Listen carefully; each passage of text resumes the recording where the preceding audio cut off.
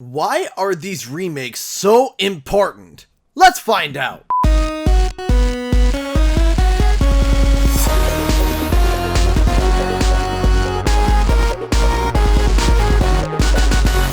What's up guys, Canadian Guy here, and today I want to talk about these, well, remasters? Remakes?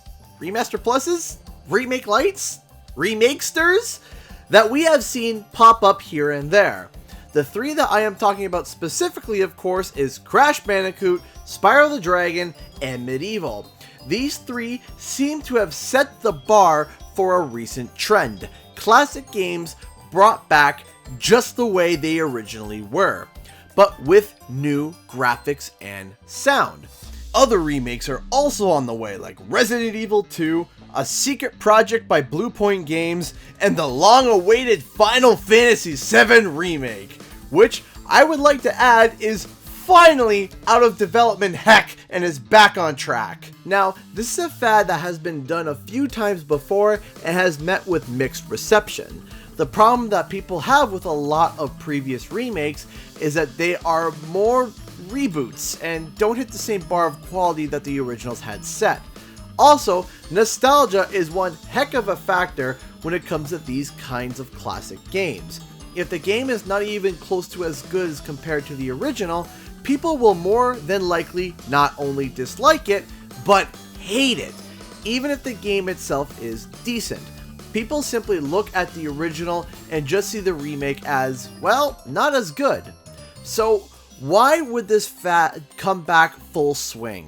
Why are companies investing millions of dollars into these remakes? Well, the main reason is, like I said, nostalgia is a powerful tool. So instead of taking a name and trying to reboot it and remake everything from the ground up, they are taking the groundwork and the base from the original games and applying new graphics to it. Instead of coming up with new levels, new scripts, new mechanics, new everything, they are keeping the blueprints almost exactly the same and introducing new graphics, updated audio, and cleaned up programming. See, these companies are realizing that people don't want brand new remakes of the classic games where a different company takes a crack at the character's origins. They want the same game but in today's graphics. The graphics today are so much more powerful than before, so why fix something that isn't broken? That is the realization that companies like Activision have discovered. Everyone looked at Crash as it debuted with its insane trilogy, and it has done way better than anyone would have had expected it to. They simply were able to extract the code from the original and apply new graphics, animation, and of course, audio. I know it's not as simple as 1, 2, 3, but it's the best way to explain it. But again, why? Why are these remakes so important? Why are these games making people hyped beyond belief? Is it just because they get to replay their childhood? And why do companies love doing them? So let's take a dive into this. First off, I am going to steal a term that my dear friend Mechanizer8 had said with a previous video of his talking about the Crash and Spyro comebacks.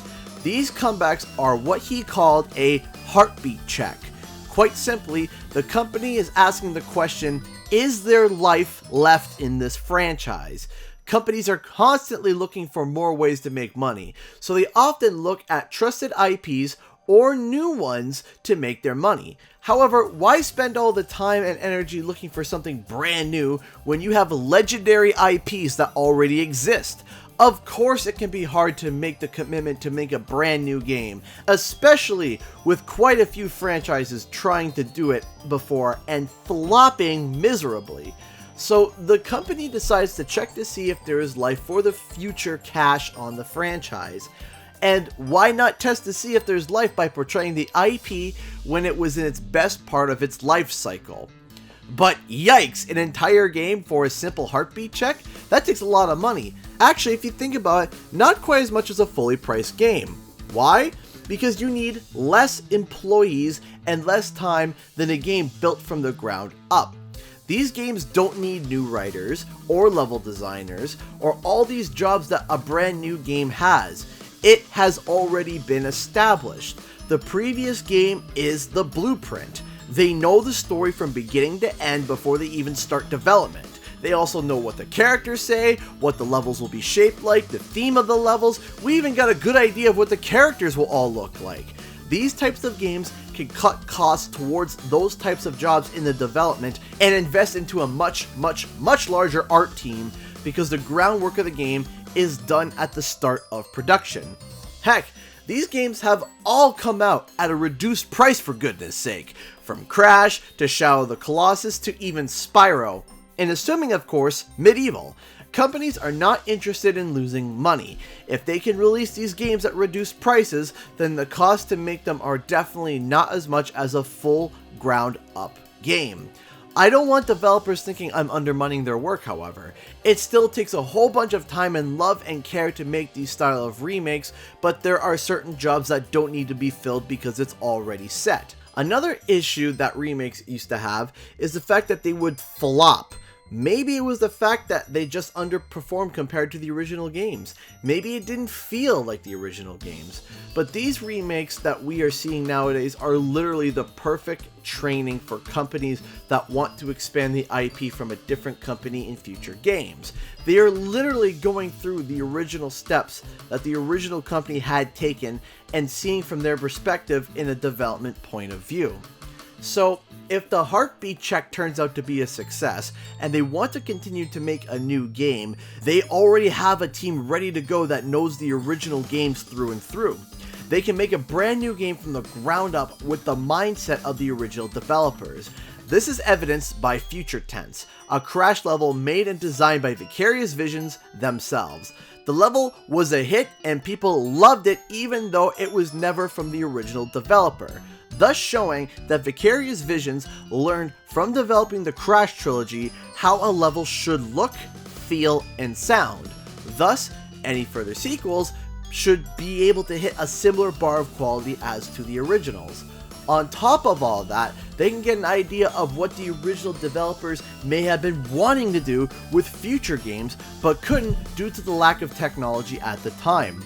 When new games come out, they inevitably may have new ideas and mechanics. The developer will know whether or not if that said new mechanic would fit in the universe because they went through the process as did the original developer. This also introduces the IP to a new era of people. There are people who were born in the year that these games came out and are now fully grown adults with full-time jobs and families. Some of them perhaps never even heard of these games before. Or maybe some couldn't afford a game console or games when they were kids, and well, now they can. So you are attracting the original fans of the game and brand new fans, bringing in more total revenue and overall interest. But why are people hyped beyond belief? Well, that's easy. These are types of remakes that people have been wanting but didn't even know was possible. The same programming and content of the original games that they know and love, just updated with modern graphics and sound.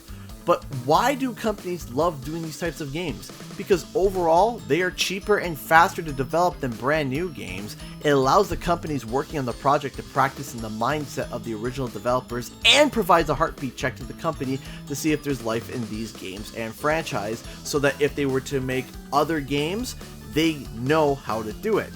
And why are they important? Well, like I said, because these remakes introduces these games to a younger audience and allows the developers to be in the mindset of the originals. Therefore, when they go to make future sequels, they can make a game with the practice of the original games behind them, which in plain terms means more than likely our favorite games are coming back and they will likely be awesome. Nostalgia is one heck of a tool to use, and I am perfectly okay with companies using it and learning how to develop these games properly and using nostalgia as a launch pad to be able to bring these games back. I love Crash, Spyro, and I am looking forward to playing MediEvil when it comes out later on in 2019. Anyway guys, thanks so much for watching. Cue the extra.